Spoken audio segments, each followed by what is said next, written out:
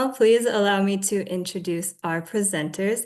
Rosalyn Tonai is the Executive Director of the National Japanese American Historical Society, where she organizes local and traveling exhibits about Japanese American history and art, in addition to training teachers across the country.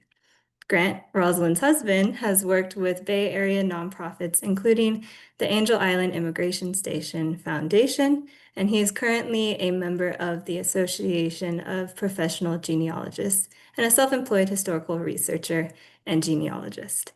And if you did not notice by my last name, they are also my parents. So please join me in welcoming Rosalyn and Grant. Thank you so much. Thank you, Charlene.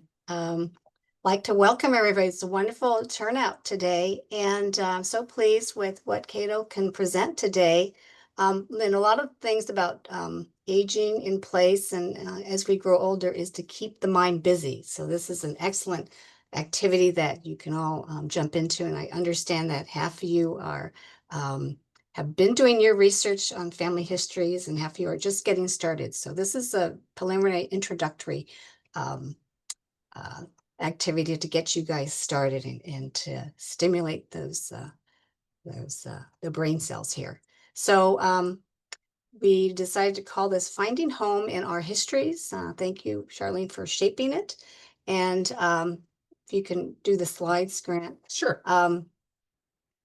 Just a little bit of background, just we have a little case studies that we want to present too, just for Charlene mentioned in background, been doing this for quite a long time at the National Japanese American Historical Society. We're located up in here in San Francisco and have been the executive director for quite some time. Before that, been doing a lot of project director activities, covering our grants and getting my hands sticky and dirty in a lot of the programs that we do here. And I have a background from the Getty Museum and management training to get my museum background.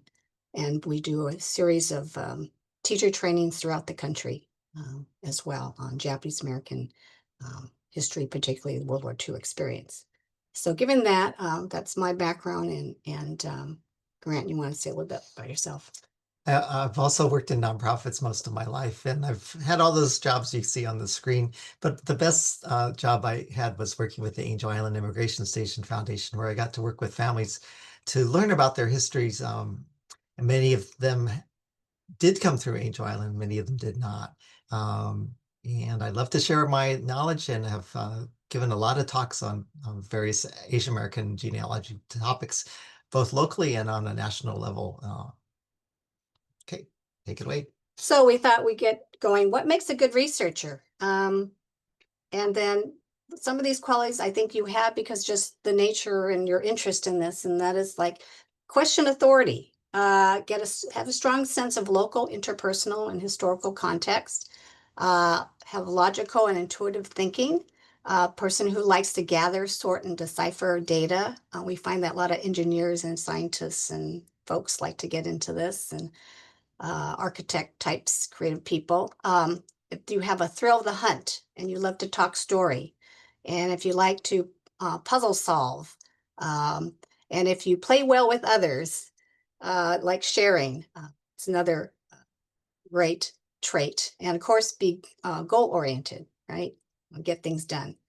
And I took a quick museum class, and they said, try to be organized. Try to go paperless now. The best practices for organizing your genealogical files is to skip the desktop. So you know how you put a lot of things on your desktop, on your computer? Don't do that. You can lose your files, right? So, and then skip the downloads. Make sure that when you do download a file, you create a folder, a downloaded folder that you can access, right? And that's true for any how you organize your files on your computer.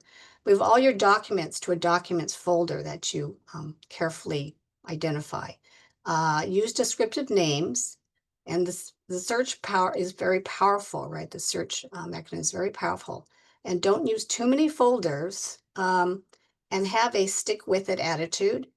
And make sure to back up efficiently on a cloud-based or hard drive system if you have, because the files could be quite large, particularly photo files and things like that. You don't want to lose it on your phone if you happen to get a new phone or something like that, make sure you back up all your files in the cloud-based system if possible. Okay, next. Tools of the trade. You can use your smartphone, okay? You can use that as a photo scanner. You can have, you get a backup drive if you're getting seriously into this with virus protection. We use the screen clipping tool, and if you don't know that, if you have Macs, it's the Command-Shift+4. You know, you can clip things that you find online and clip that, whether you share photos and things like that, or you can do this snip and sketch on your Microsoft. And so if you don't have that, put that down on your toggler on your menu, because that's a wonderful item to have when you want to share files or grab something off the internet that's related to your research. And then, of course, start with what you have. You will have some files, just photographs, whatever you have, family members, share them among themselves and yourselves, and birth records, death certificates, passports, if you have them. Just compile what you have, right? And then document what you have. Write it all down. A lot of times, we have photographs, but we don't identify the people behind them. Fortunately, if you do have them all identified, great. It's in the back of the photo. And go ahead and use a spreadsheet. Copy the URL sources when you find them, because a lot of times you can go back to them for links, and make sure to back up. And then the basic thing that you can have is what they call pedigree charts, or those family trees. They're family group sheets. And you can get this all free, okay? And then it's hard to read, but you're going to have all these handouts. So don't worry, we have all the handouts and all the links for you, and that we can provide you. So don't worry about that if you can't read it. But there's things called the pedigree charts and the family charts, right? Family group sheets. That's how you can organize them up to your great-grandparents. Next slide. There's also online family trees, and you can get these online versions. Genie.com is a basic free version, allows you for collaboration, has some privacy settings if you want to share your tree. And then the FamilySearch.org is run by the Mormons. It has a free family tree that's shared universally throughout the world. So you can gather quite a bit of information there. Okay, so just for example, this is what a family tree on the Genie.com kind of looks like. You can put information and pictures in there, and birth and death places in there too. There's various desktop family trees. If you have privacy concerns, these programs stay on your desktop, okay, and they're not shared universally like the others. So there's things, and you pay for them. There's one called Roots Magic, and I don't know if people have this, but Roots Magic is very popular. It's only $21.99. Yes, and then user group on the Facebook. You can share with interest groups, and I believe Southern California Genealogical Society is shared. The Family Tree Maker is a little more expensive. I don't know why it's so expensive, but it's also integrated with the famous Ancestry.com. There's other packages using GED.com, and you could talk to Grant more about that in the Q&A, because I don't know too much about that. But for example, the Roots Magic family tree looks like this, and you can sort of plot in all the information that you have, starting, you can start with yourself and then go back up and go back down to children and nieces and nephews and things like that. You just type in all that information, and it's stored in there on your desktop. Here are the free online sources. There's called the FamilySearch.org. Like I said before, it has it's a less complete than the Ancestry.com one. It has birth index, marriage, death data, passenger arrivals, U.S. Census records, addresses, particularly the U.S. Japanese American Relocation archives connected to the National Archives. And it also has, you can find online free sources for your tree through what they call the FAR, the Final Accountability Rosters. And those are sort of important records of the camp information, the 10 WRA camps, right? Okay, next. FamilySearch.org. These are the documents you can find online about life in the United States. It has, it looks like the classics, the birth, marriage records that you can pull up. Census documents are these important that have different information from year to year. Next. This is an example. You can't see it, but when it calls up these marriage and death information, it primarily has just the name, the gender, where they died, and what county, and then sometimes it's great information. They have the mother's name, and then the birth dates and the birthplaces, and that's this kind of stuff you try to want to get if you don't have that, right? Mother's maiden name. Maiden names are on there too. Next. So on Ancestry.com, these are the documents you can find online. And these are the important things I think most of you want to worry about, which is immigration records, right? So what's important is that you want to get the immigration, the ship manifests. And so those are the listings of people who came aboard the ships to America from Japan. And so those have quite a bit of information. And it also has links to some of the case files. And some of you may have actual immigration case files that you may not be aware of on a few situations where there was immigration questions, or they were held at Angel Island or Port Townsend for quite a bit because they had some immigration issues. They have generated immigration case files. If you're a picture bride, if your ancestors were picture brides, they may have a immigration case file. Okay, so this is just, you can't see this very well. I'm sorry, but I don't know if you could blow it up, but this is a typical list or manifest of an alien passengers going to the United States in 1937. This happened to be, I think people went, what's interesting is not just the first travel that they came. Sometimes people went to subsequent back to Japan and back again, right? They went to go visit to Japan in the 30s if they have the opportunity to do so, if they had the money and everything to do so. And so you can find some of those ship manifest records, which is interesting because it lists some of the dependents if they went along.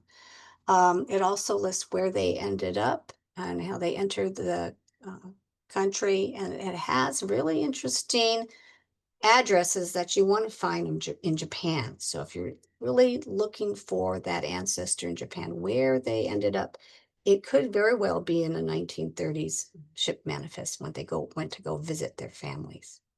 And always make sure to look on the page 2 of the ship manifest, because in there we had discovered actually an address that we were hoping to find. We had always known where our family like prefectures were from, but we didn't know the exact address. And we even had our grandparents visit, you know, back in the day in the 50s and 60s, but you know, we were kids, and so we didn't really pay mind to that. And actually, I was young and we lived in Japan. My grandmother brought me to her hometown, but you know, I'm not conscious of like the address and everything. But sure enough, in one of the ship manifests lists the address, okay? And that we'll come back to that in the future. Other things like it also lists, it just so happened my great-grandfather was a crew member before he even immigrated, and he's listed on these early ship manifests. So as a crew member, so that's unusual, and you're able to find that through just general searches as well. So that may have happened too. This is various census records, and just keep in mind that the 1930, it's every 10 years, right? So 1930 immigration records are among the 1930 census, okay? However, the 1940 and the US Census, 1950 census do not have your immigration dates for some reason. So just keep that in mind. So you're going to have to do a further search. And then the census records, this happens to be 1920 and 1930, have also, like I said, immigration dates. Okay, and that's what you want to find. This one happens to be right there on that column. In terms of citizenship, it lists them, what is that, when they arrived, year that they immigrated. And so this happened to be my great-grandfather when he first immigrated in 1902. Okay. Again, this is also, keep in mind that the 1930 and the 1940 census are not exactly the same. For instance, what is this? This is like this, the census tract, and the place of their address is there, but there's different columns. Citizenship is listed in that column, and it's not in the 40s. So just keep in mind they're a little bit different. This is the Japanese American so-called relocation during World War II. I'm sure we don't like to use the word relocation, but that's what the government uses for this. So this is how it's categorized. This is from the War Relocation Authority on Ancestry.com. So this actually has the full listing of the WRA records. And so it'll say everything for where they were, what camp, you can surmise when they left, where their residents were, whether they were married, etc. And it also includes the family number. So some people who were in camp have memorized their family number, right? But as succeeding generations, we don't keep that in our heads. So, but this is in the records, so you can find your family number, and that's important to find for records. Yes, next. And this is what I find was the most important. And I don't know if people are familiar with this, but we call the FAR. This is what you want to get if your family was in camp. It's called the Final Accountability Roster, which is a listing of by last name of your folks that were in camp, usually by the head of household at that time. And then usually has a list of head of house and all the dependents underneath. Okay, and then each family had a family number. And so that's the next thing, family number. And that's what identifies the family unit that was in the camps. What's interesting about it, it says all the dates of birth, if that was recorded correctly, and then, their gender, whether they're a citizen or not. And that's what's important too, because you can find out, there's another set of records beyond the War Relocation Authority records, right? That's the 10 camps. Sometimes people were taken away right after Pearl Harbor. And that has the alien registration number. So if you were a non-citizen, called enemy alien, you had a separate number than citizens don't have numbers. The alien registration number is applied to some person who was an alien at the time. So like grandma who was not a citizen at the time will have an alien registration number. Those are important, so write those down, okay? Those are important. So this is the National Archives. So the National Archives, which is the government-run department, is the National Archives and Records Administration. We call that NARA for short. And we'll have handouts for a lot of this stuff, so don't worry. There are many links too. For the ESA, there's two important things, which I said, the alien registration and alien files, and we'll have that in the handout. And the other thing is Ancestry has indexed many of these immigration case files held at National Archives. So if you have an Ancestry.com account, which you pay for annually, you can now get these case files online, most of them.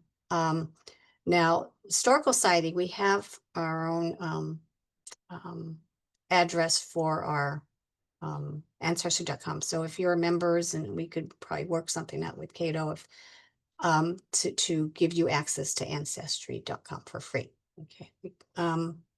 Let's see. Now, the National Archives, this is what it looks like on the page, and it looks very confusing, but you can now go and search through this catalog. The first thing is the catalog is what you click on, and all you need to do is once you press that, next, is to write in your general name of a person. So make it simple. Like sometimes they butcher the name. So if you had someone like a Danzabudo Okawa, put down D Okawa or Dan Okawa, because it's not going to be listed sometimes properly. So and you might have several records, but you can eliminate them once you get them.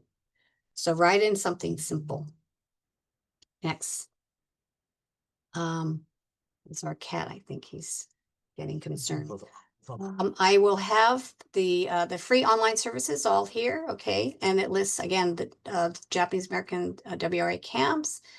There are two things, and there's the case file requests. Okay, so some of them you have to make a request to the National Archives, and you have to order the files. Okay, so if you don't have them already, I would strongly encourage you to order the files. Go ahead.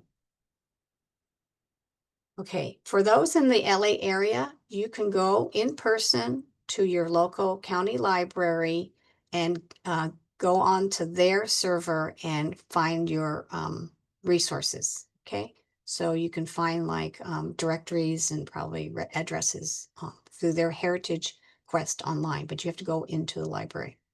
Those are free. Okay, next, this is the other NARA World War II files.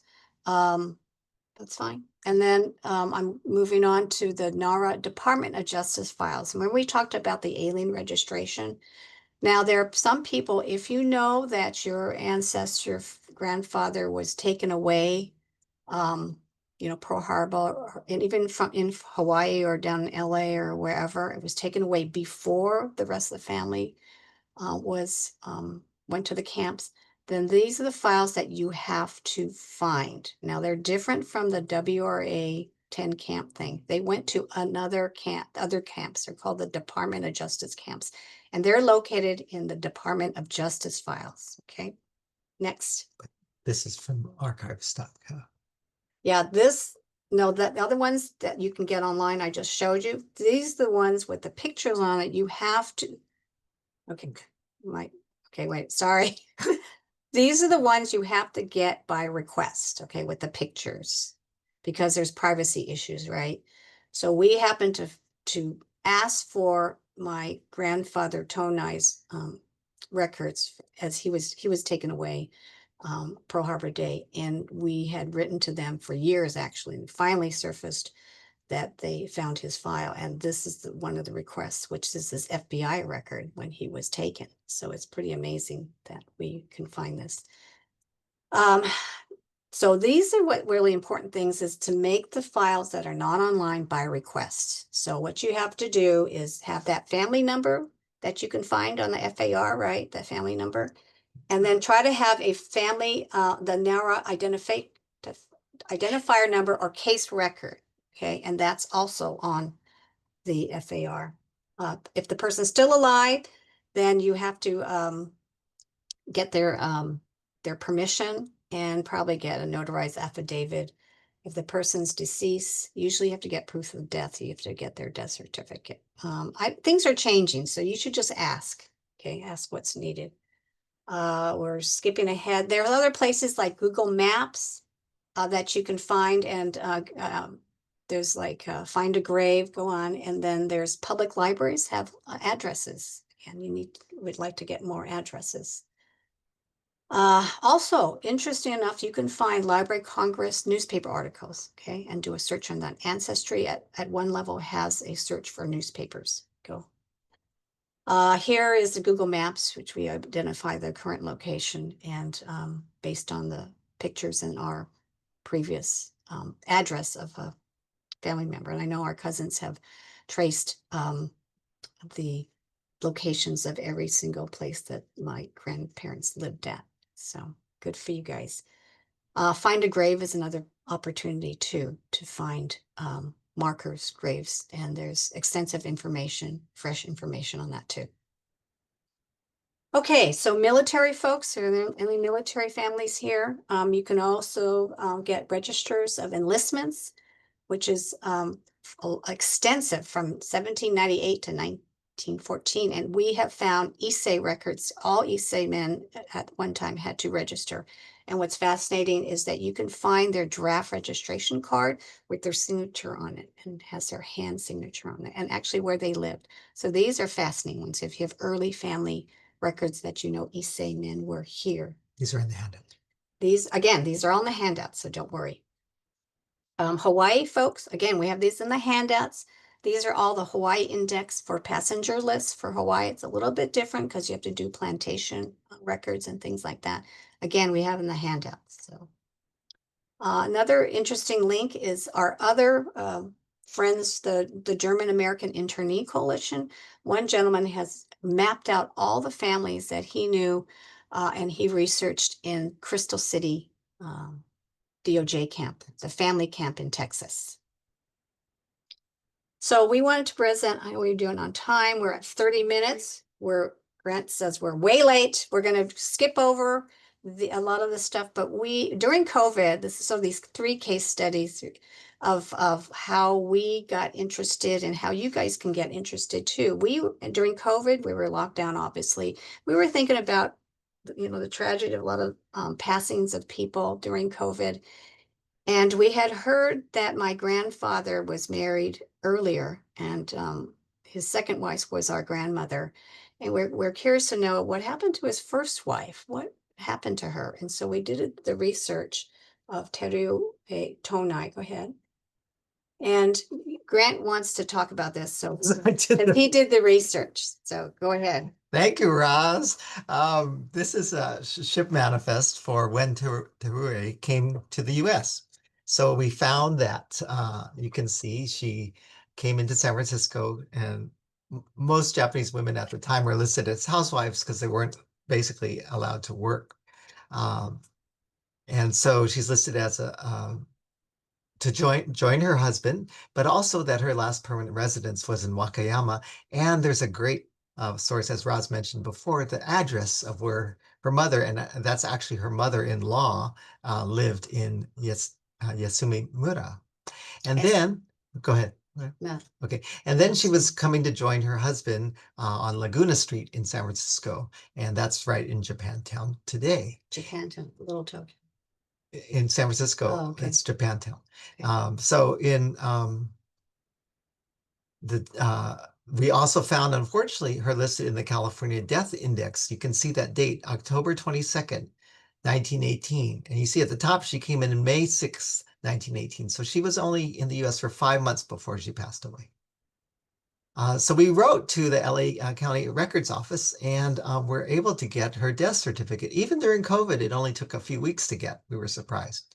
And if you see that her certificate of death says her cause of death was bronchopneumonia, but a contributory factor was influenza. So she did die of flu during the so-called Spanish flu pandemic. When I worked at Angel Island Immigration Station Foundation, we did some research on Kane Mineta. And so we found she is listed in the index on Ancestry, but also you can write to Ancestry and ask for people's names. But you can see there's a arrival date and basic information. But then we found the case file itself on at San Bruno in the National Archives. And since we live close by, I could actually go in and get the file. You can also write to them and they will scan the file for you for a nominal fee. And there's a wonderful photograph, as you can see, that they used to show that they were married, of Akane and her husband, Kunisaku. And you can see the questioning that they had was very light, basically, compared to some of the other questioning that people had to go through. But she was only asked 3 questions. When and where were you married? And she says she was married by photograph. Were you married before? No. Was your husband? No. But he has to show a little more information that he has the means to support her and not turn it into a ward of estate, or that she was not being brought in for nefarious purposes. And so, again, they asked some basic information. And then we found, of course, information on their camp experience in Heart Mountain. And as Roz mentioned, in the final accountability roster, you can see the date of birth for all the family members, registration number, pre-evacuation address, and where they were sent. This family was actually released fairly early, considering where the oldest son, Albert, went off to Madison, New Jersey for school in October of 1942. And then the sister, Etsu, went to Salt Lake City. And then the rest of the family went to Evanston and Chicago, Illinois in 1943.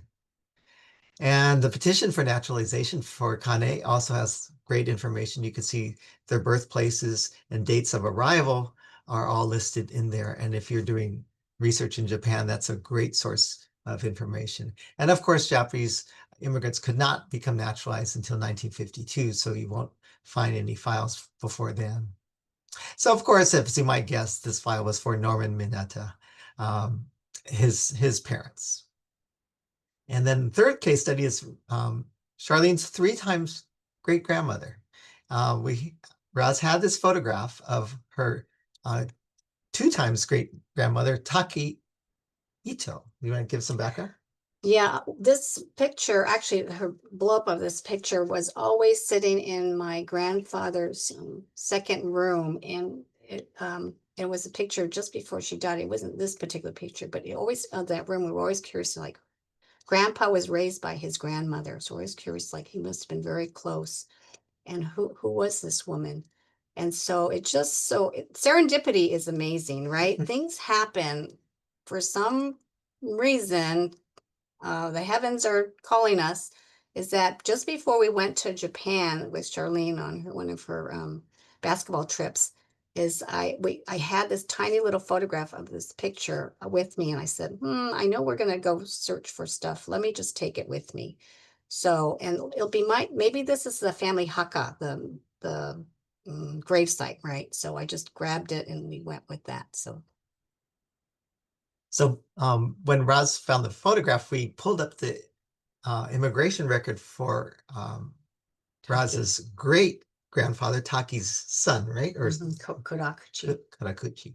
And Kodakuchi. okay, so here he is. On that form, you can see on column 12, it lists his mother's name and a street address, which is very helpful. Hiwamura Aichi Ken, but it has number 5 Higashiwaki, which is really important. So we said, well, let's go visit that site. And we actually pulled a picture from Google Maps of that house before we left. That's it. So Don't have it. our friends Hiroshi and Ikumi live in Nagoya, and here Yanagisawa. Oh, yeah, okay. So they are both very active researchers. Ikumi is a university professor, right? Or a lecturer. And professor. okay, Hiroshi worked in city government for a long time, but he helps a lot of families do their research. So he said, oh, I'll take you out to that address. And along the way, we met a young Buddhist minister who told us a little bit about the history. And so we went to this place and found the same monument. It's actually, unlike what we expected it to be in a cemetery, was actually in the back of the house. Well, this is not a haka. This is a memorial plaque that was created and erected by my great-grandfather, so my father's father, back in probably 1920, just the year that my great-great-grandmother died, the person in the picture earlier. And they erected this, and on the back of it had engraved the list of all the so-called grandchildren that had immigrated to the United States. So their sense of history is amazing. They wanted to proclaim, this is their family, and these are the people that immigrated to the States. And I believe my great-grandfather paid for and erected this stone monument, which is still standing at the family house, which we Google mapped, and Hiroshi was able to find, because the old records addresses are not the same as today, but through his research you can overlay and determine the actual spot. So he took us to the actual spot. The owner had just died, but gave us the succeeding inheritor son gave us permission to go behind the house, and this is what we found, the monument. So Hiroshi was able to translate generally the back of the names, and it's not perfect because we realized that some of the names are written, it's like different, right? So we can say that maybe it's similar to this. So we're trying to track down our ancestors, the so-called, or relations. Yeah, we haven't found too many of these cousins who came to the US, so that's kind of on our bucket list. So anyway, kind of related is our koseki, which are family registry information that are generally filed in the hometown where people lived. And so Hiroshi helped us find the one for Raz's Ito family, and we had to send birth certificates for Raz and her father and her mother to trace to the person who actually was from the area. They were basically, it seems, real estate documents, so to know who could own property. So that document you just saw is translated into this. Hiroshi translated it for us, but Rod said some of the information is not actually correct in terms of who adopted whom. But So don't believe everything you get. Because interesting enough, it seems like they wanted to, Koseki was really to determine like property and things like that. They made some manipulations so that his future in-laws would be inheritors of some property. So they were actually listed as dependents, children of Kurakshi, my great-grandfather. So, so you know that it doesn't go down, it goes up in terms of lineage. So something was going on there and some promises were made to make sure that somebody inherited the property. So don't believe everything that you're going to get. Is my warning. In English or in Japanese. Okay, so we have a COVID challenge in 2021. Roz got an inquiry from her cousins whose children were wondering about their grandfather, right?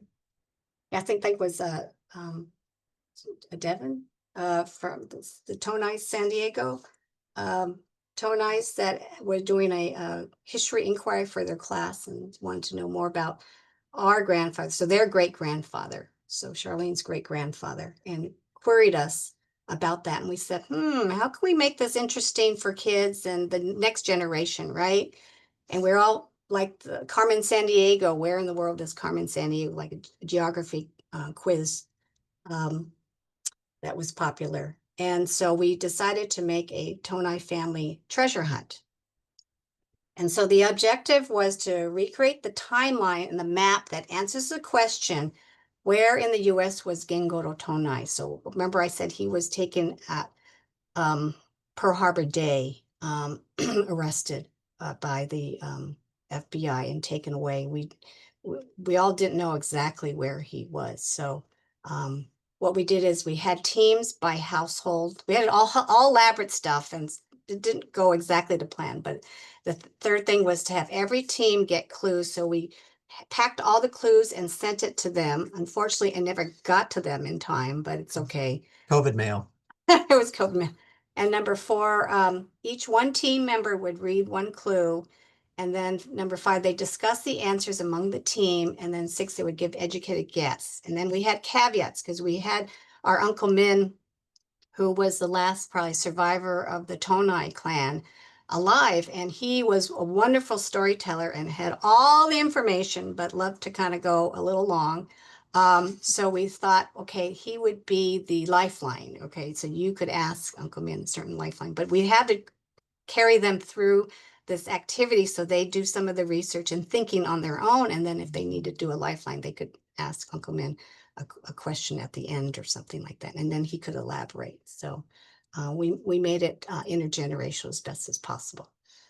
Okay, and so for our siblings, very competitive. We said this is not a competition and no fighting and bringing up issues of the past. And so we were hopefully on our best behavior, but we had cousins and we get along with our cousins. So that was really fun.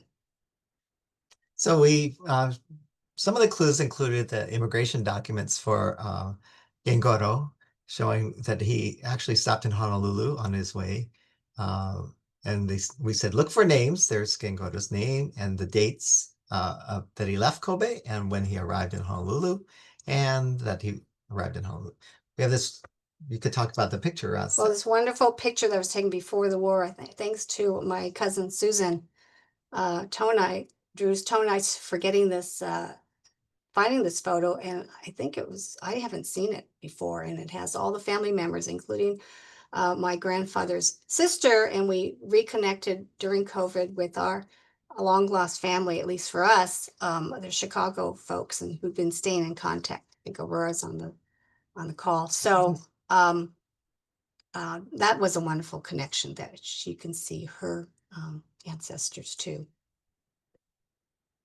So we wanted to know, wanted the young people to know, well, among all these, various WRA and Department of Justice camps, where did Gengoro go after he was arrested? In fact, that was the first clue, showing this document from the FBI that he was arrested on Pearl Harbor Day, and he was, it doesn't list the charge on this chart, but it says he was interned for the duration of the war. Notice he was John Doe number 49, so he didn't even have a name. Although the second line has his name misspelled, but I don't know why they list both of them. It's kind of interesting. So clue number 2 showed why was he arrested, and so we're showing the cousins the documents that the FBI had saying that he was connected to somebody who was make him a regular member of the Nippon Kaigun Kyokai, which is a maritime organization of the Japanese government.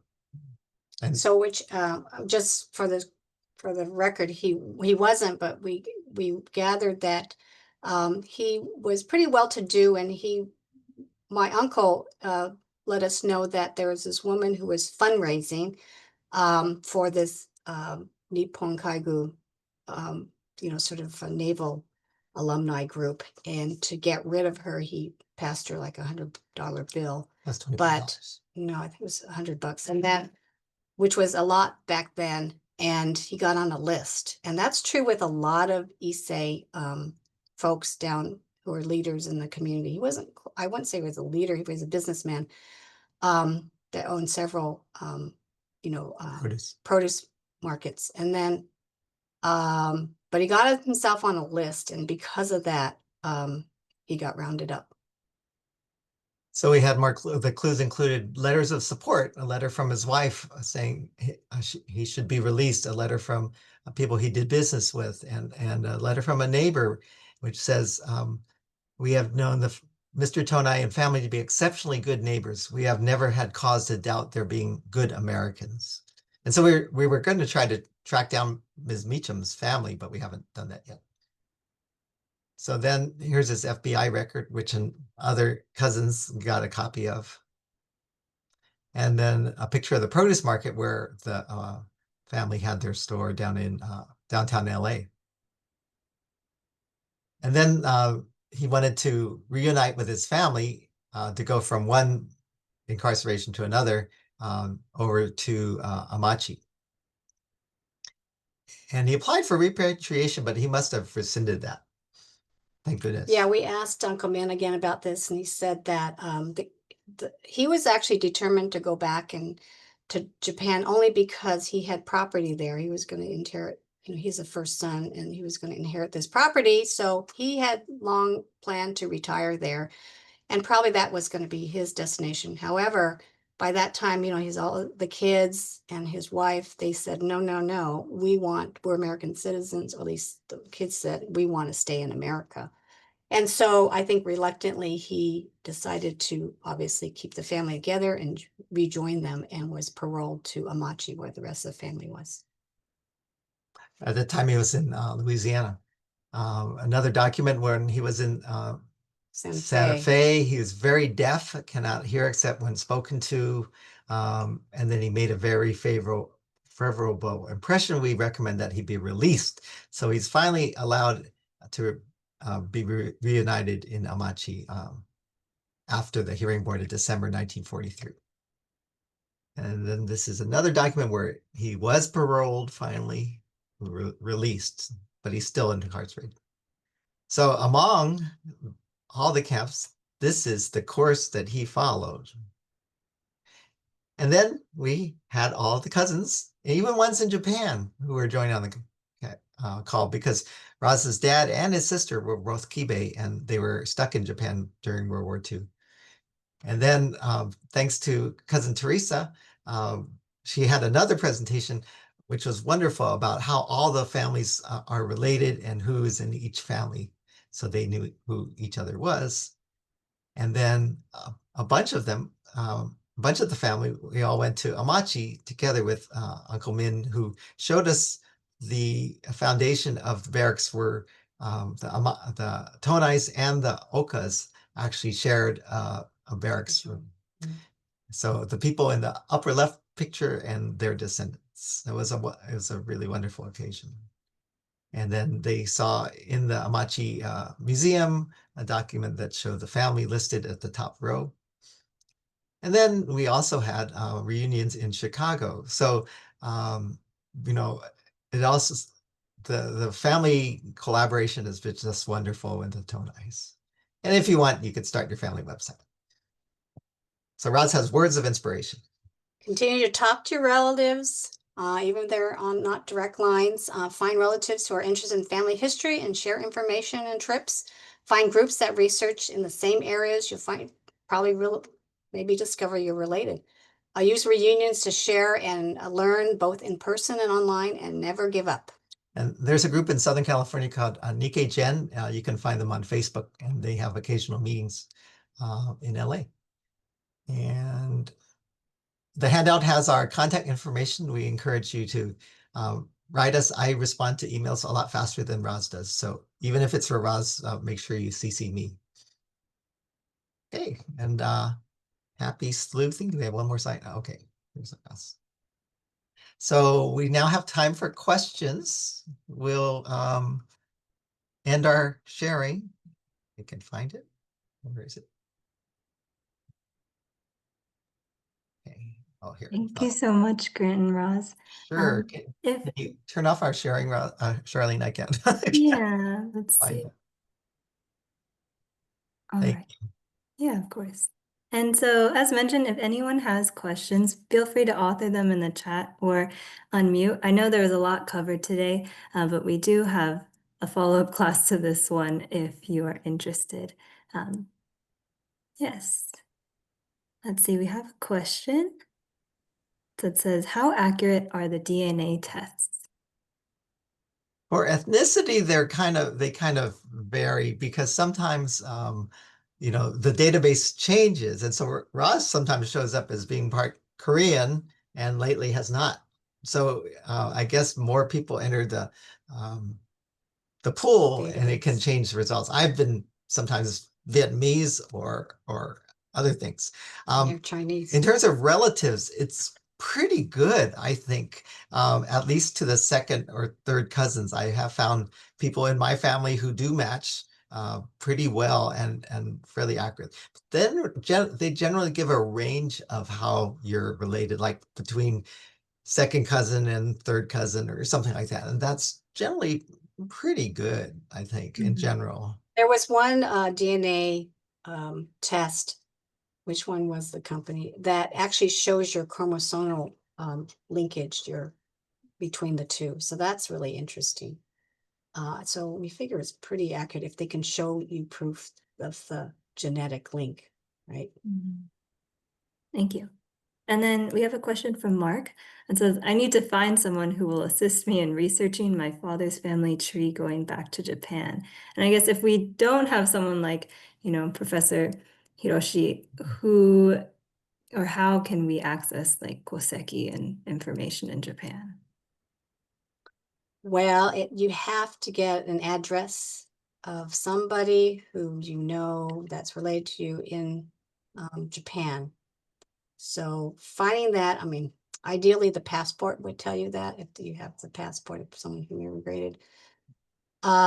You could go to various prefectures. So if you're not from Hiroshima or Wakayama, you could go to the various prefectures. I believe Densho has a Koseki research facility, and so does JCCH. So I don't know if JACC has one down in LA, but there are people that do Koseki research, but you have to have some kind of linkage from yourself to Japan some way. So like the ship records. So you have to find your common ancestor that immigrated from Japan.